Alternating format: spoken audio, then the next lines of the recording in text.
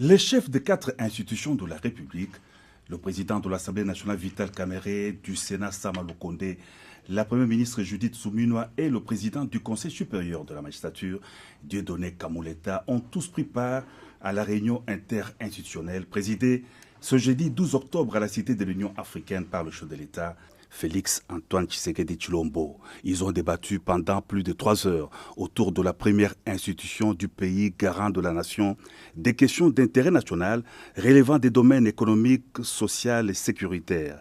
Le président de la Chambre basse du Parlement a fait le point de cette grande réunion. Le président de la République a donné des orientations dans tous les domaines de la vie économique et sociale de la vie de la nation.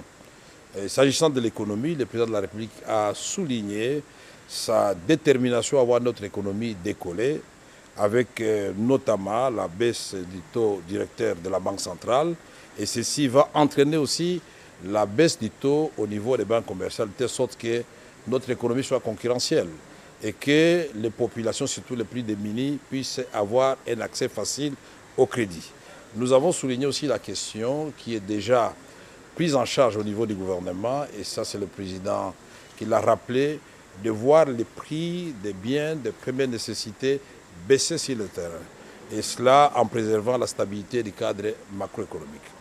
Le président de la République a souligné aussi la nécessité d'avoir un système financier cohérent avec les objectifs du développement. Et pour cela, il a veillé à ce que tout le monde puisse comprendre que les réformes fiscales qui vont être amorcées de façon rapide, puisqu'elles avaient déjà commencé, accélérées, nous puissions avoir une fiscalité qui soit attrayante et qui crée le climat des affaires. Et dans cette perspective, le président parlait aussi de la justice sociale en ce qui concerne la fiscalité. Il ne faut pas que les plus petits payent pour plus que les plus grands. Une justice sociale qui puisse remettre chaque citoyen au niveau de ses obligations vis-à-vis de l'État.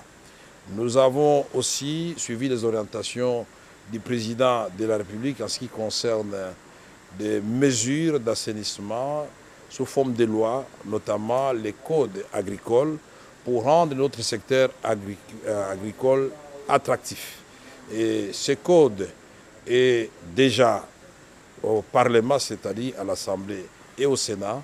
Nous allons le retourner au gouvernement pour une lecture avec le nouveau gouvernement, et au niveau de l'Assemblée comme du Sénat, nous allons accélérer son adoption. Le social des Congolais, ça a été l'essentiel du message du président aujourd'hui et de ses orientations, puisque non seulement nous avons parlé du secteur de l'éducation, où il faut renforcer la gratuité de l'enseignement au niveau de l'école primaire, mais commencer déjà à penser, même si on ne doit pas le faire tout de suite, à ce que cette gratuité soit aussi appliquée au niveau du secondaire. Ceci veut dire qu'il faut parachever totalement la gratuité au niveau de l'enseignement primaire de notre pays. Et le président a souligné aussi le secteur de la santé, et avec notamment l'épidémie que nous connaissons aujourd'hui de Mpox. Il faut non seulement la campagne de vaccination, de sensibilisation, et concernant les autres épidémies présentes et à venir, il a parlé de la prévention, qui est le bon système de santé. Nous avons aussi abordé et suivi le président de la République ses orientations en ce qui concerne le secteur judiciaire. Là, le président voudrait absolument que les réformes du secteur de la justice soient parachevées de telle sorte que nous puissions avoir une justice équitable où, par exemple, parce qu'il y a certains abus qui ont été déplorés dans les domaines fonciers, en ce qui concerne l'acquisition de terres dans notre pays, en ce qui concerne la protection du titre de propriété, en ce qui concerne toutes les saisies qui sont faites au niveau des entreprises publiques et privées œuvrant dans notre pays. Toutes ces saisies-là, au niveau de la DGRAD, de la DGI, doivent cesser parce qu'il y a une façon de résoudre le problème des gens qui doivent à l'État de l'argent sans tuer l'investissement qui est fait, puisque cela a des répercussions sur les Congolais.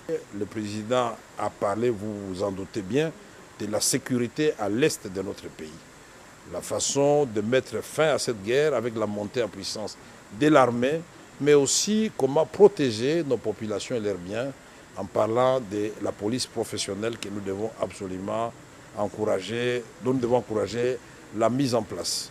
Et il a parlé aussi des autres poches d'insécurité, notamment avec le Mombondo, le conflit de l'Angola et l'Angola à Kisangani, l'autre rive à Lubunga. Et ici, de voies et moyens sont étudiés au niveau de toutes les institutions pour ramener la paix totale sur l'ensemble de notre territoire. Le président de la République n'a pas oublié de discuter avec les différents chefs de corps de la question du parachèvement du processus électoral. Vous le savez très bien dans le Kwilu, vous le savez bien dans le Nord Ubangi, et certains coins comme Kwamutu. Il a dit même, nous ne devons pas oublier que Rutshuru et Masisi font toujours partie de la République démocratique du Congo. Et donc un calendrier clair sera donné par la CENI pour que ces élections puissent avoir lieu. Ici, la question des conseillers communaux a été soulignée. Et les instructions claires et les orientations nous ont été données par le président de la République pour voir comment ces conseillers communaux vont coexister d'abord avec les bourgmestres qui sont là et ensuite avec les bourgmestres qui eux-mêmes vont élire. Il s'est agi de la première réunion interinstitutionnelle présidée par le chef de l'État, conformément à l'article 69 de la Constitution reconnaissant au président de la République les prérogatives de veiller au fonctionnement harmonieux de toutes les institutions de la République.